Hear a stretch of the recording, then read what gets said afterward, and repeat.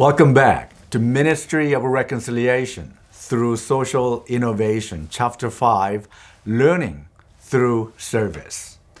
I heard that a medical clinic is being constructed in Ensenada, Mexico. And what makes it unique is that only American groups are building this clinic. Several groups of American Christians have taken up this short-term mission project, and each group is responsible for different tasks, such as electric work, plumbing, roofing, drywall, and so forth. Though the construction has been ongoing for the past 5 years, the project is expected to take 2 more years to complete due to a shortage of funds and lack of volunteers. Is it worth nothing that the project is solely dependent on Americans who are willing to work during their spring, summer, and winter breaks? While building a medical clinic is crucial, I wonder why it will take 7 years to complete the project and what the real change is in this situation. Well, according to researcher Robert Priest and Terry Dissinger and Steve Ramison, the number of short-term mission trip STM participants is well over 1 million a year in the United States. And this is derived from a national survey showing that 2.1% of U.S. population has gone on a short-term mission trip during the year, and then average 3.6% claims to have gone on when they were teenagers. So these numbers indicate that more than 1.5 million U.S. Christians annually go on short-term mission trips to Mexico and spend more than $1 billion in the process. So in this small city, Ensenada, a native, who was working as a translator for many different short-term mission groups, she says this: I am thankful for them because they come from so far away to help my city. I know what it is like to sleep where they are, because I spent a night at the ranch. But it's not easy, much less after working a full day. But also, I feel that sometimes they, short-term missionary participants, they don't help much. Sometimes their help makes the community become lazier. They say, why should I work if an American group is going to come and they will help, they will build, and they will provide what we need? They don't turn to God, she said, because of that attitude. So I'm asking you, what is the real challenge in this situation? The major challenge that I see is the internationalization of our community outreach ministry mindset. In fact, Professor Dave Livermore said that colonization was primarily built upon the internationalization paradigm. Yeah, colonization was primarily built upon the internationalization paradigm. So when we engage in community outreach ministries, we often don't value our community as asset. Therefore, our community engagement is more colonization than relationship building with the people in the community. So this city in Mexico, people went to the city from America, but they did not involve people in the city. They did not consult with the leaders of the community. They have not worked together with the churches and nonprofit organizations in the city to work with them. So as we approach our community or short-term mission projects, perhaps we should incorporate an asset-based, community-engaged research strategy whereby community and church members work as equal partners.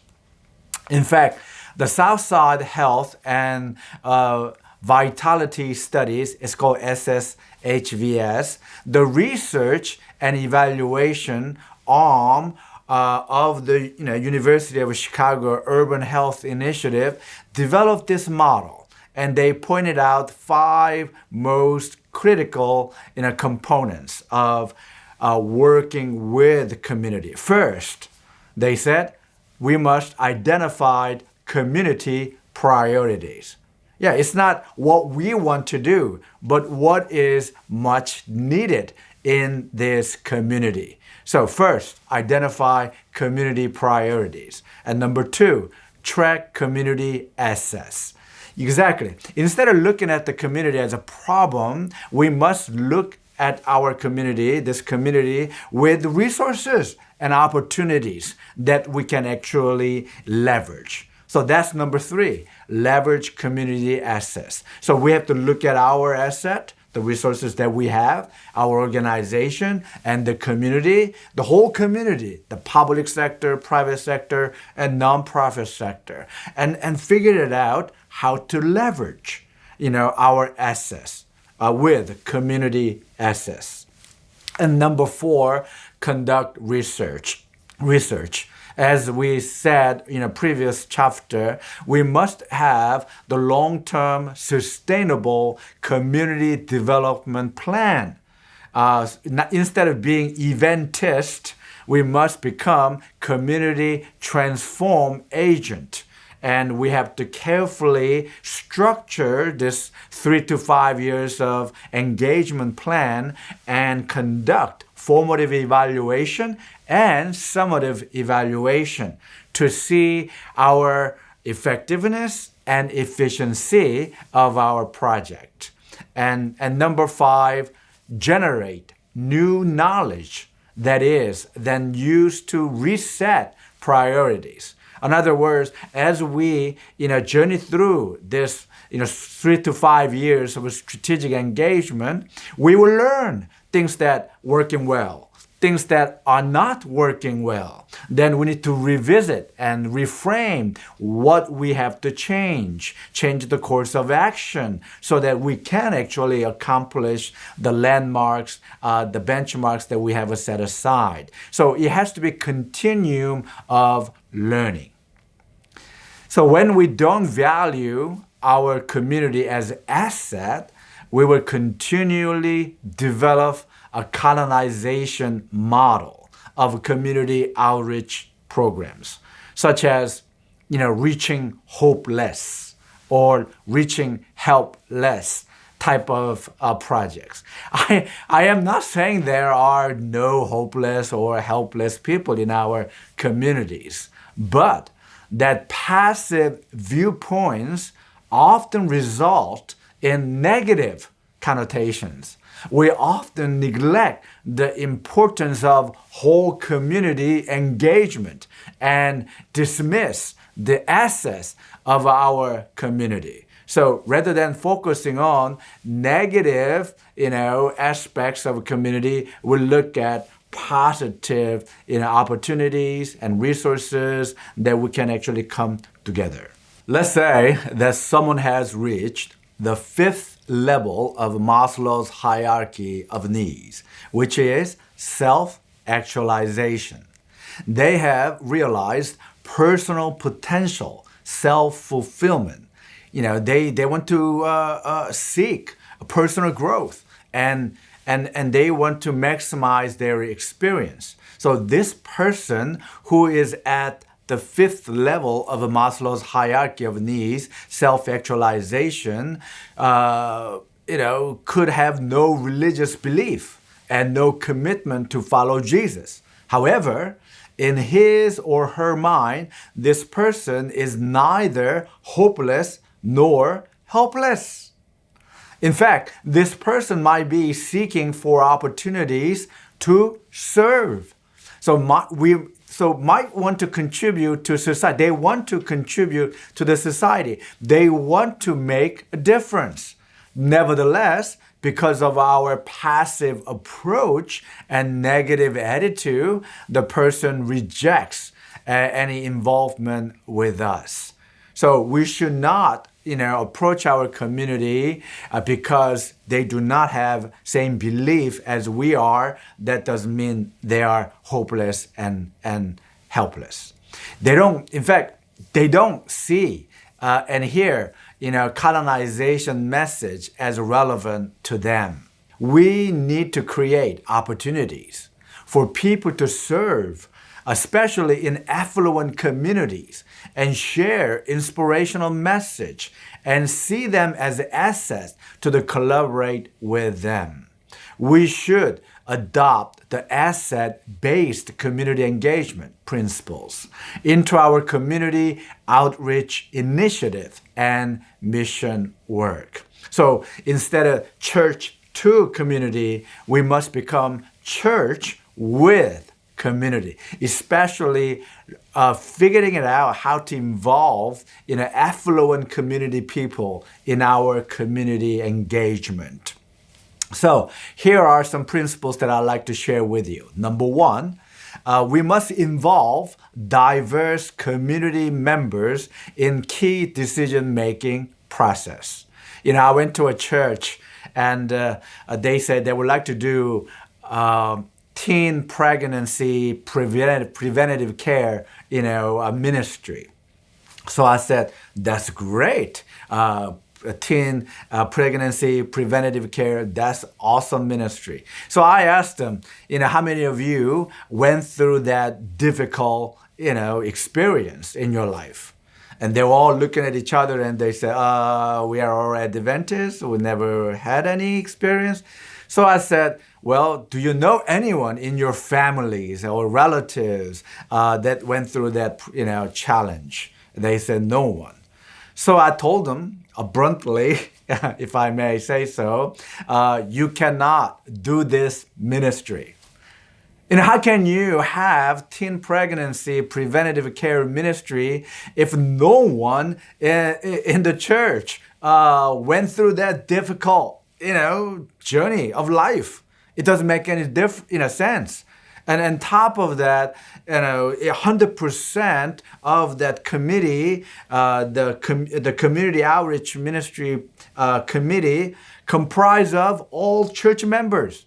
They have not involved people from community like public health.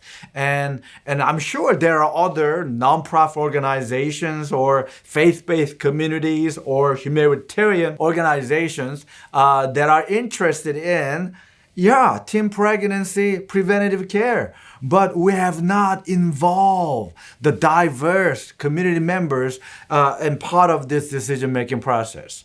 So the rule number one, intentionally, we must look for partners in our community to be part of that decision-making process.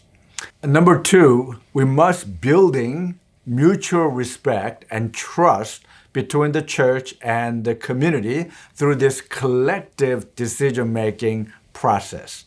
Over the decades, we have established invisible walls, the barriers between the church and the community.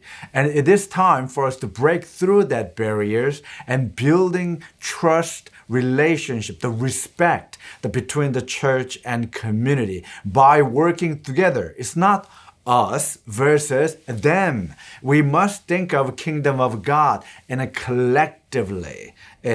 So without working together with our community, we will not have opportunity to build the respect and trust.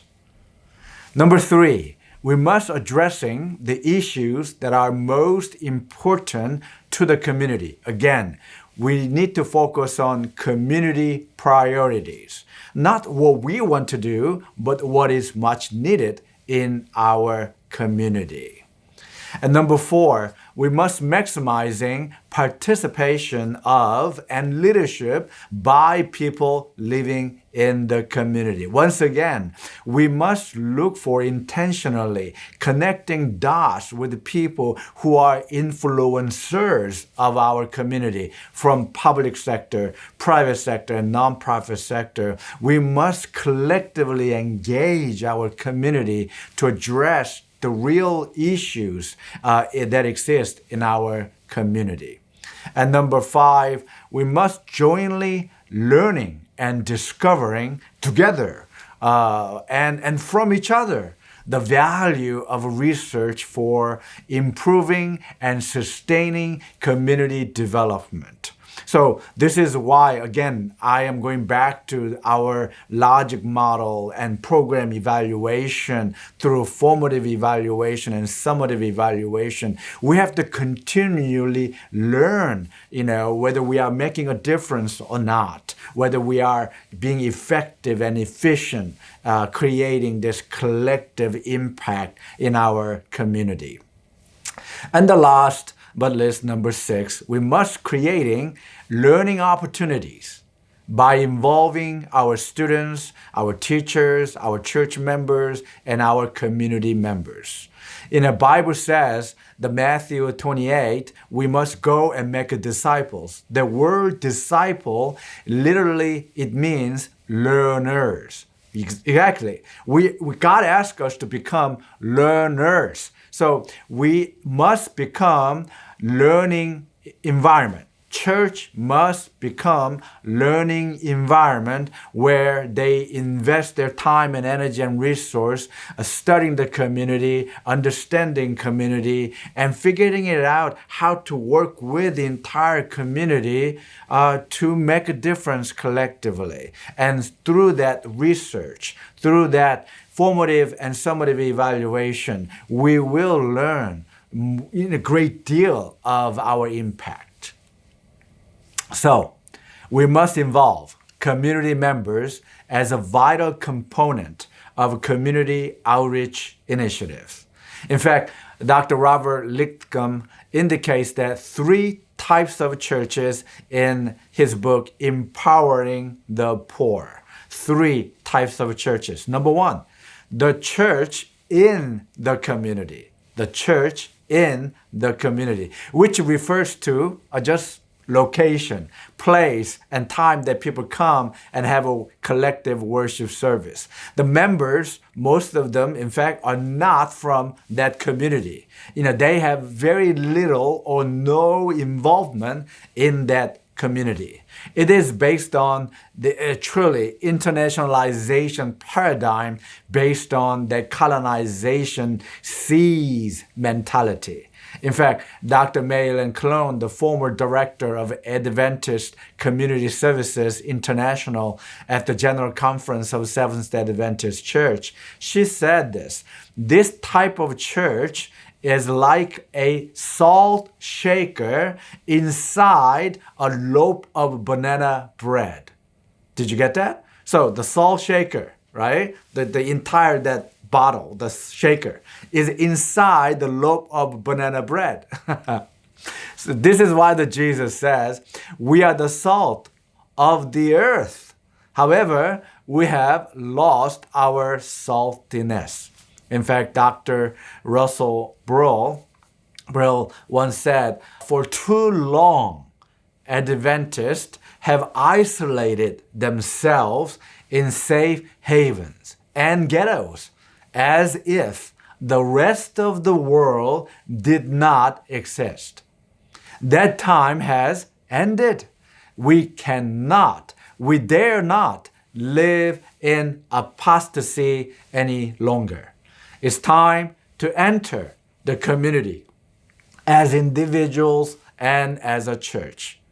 Wow, what a profound thought. I really like to encourage you to read, Dr. Russell, Burroughs' writings. So we must not become church in the community. And then second type of church is the church to the community. Yes, which refers to the some, sense of responsibility to do something for the community. However, decisions about what the community needs are made without consulting community leaders, community members. They have not found out what the community needs are. They have not focused on community issues. They have not focused on community priorities. It is simply church to the community. This is why Dr. Cologne says, if we don't meet people in our communities and seek to meet their real needs, what we sprinkle on the banana bread community may be downright inappropriate or irrelevant, like sprinkling garlic salt on banana bread after it is baked, right? So the last type of church is church that we ought to be, the church with community, which sees mission, God's missional engagement to the community as partnership, collaborates with the community leaders and members, bring the ministry of the church out into the community together, and nurtures a personal relationship with individuals in the community through that engagement, collective involvement.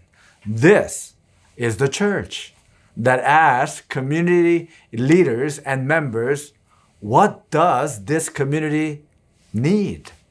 And incorporates the community engagement principles into their community outreach initiative. Dr. Cologne says, in this loaf, the banana bread, the salt is with other different ingredients in the bread. It's mixed in, with others, and flavoring and enhancing the resulting the bread. Salt does more good when it is mixed with ingredients different than itself. So we must become part of our community. Jesus moved into our neighborhood. So we must become incarnational church. We must be part of our community. This is why Dr. Linthicum urges the church to be intentionally engaged with the whole community as partners, including the public, private, and nonprofit sectors, including other faith-based communities. We must see and approach our community as assets, resource, opportunity, not just being a service recipient. We need to seek partnership in our communities intentionally, provisionally, and sustainably.